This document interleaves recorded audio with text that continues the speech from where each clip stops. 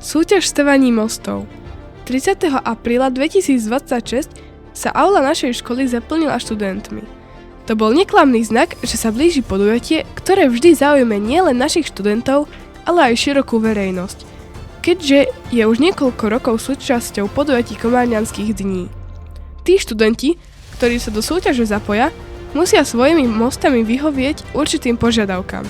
Materiál, ktorý smú použiť, môžu byť špajdle alebo cestoviny.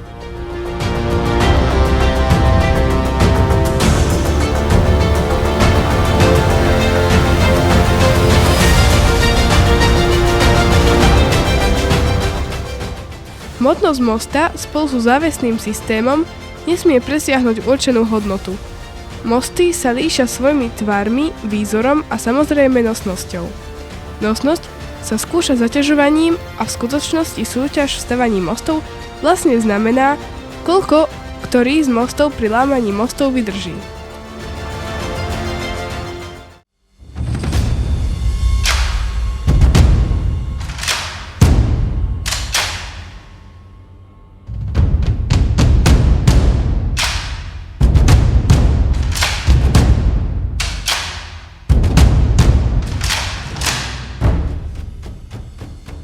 V tomto školskom roku sme dosiahli víťazstvo nasledovných žiakov.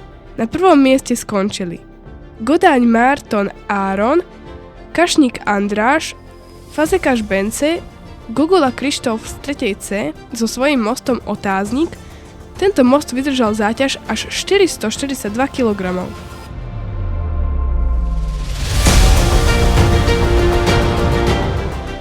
Veríme, že táto súťaž si zachová svoju popularitu, ktorej sa teší už niekoľko rokov.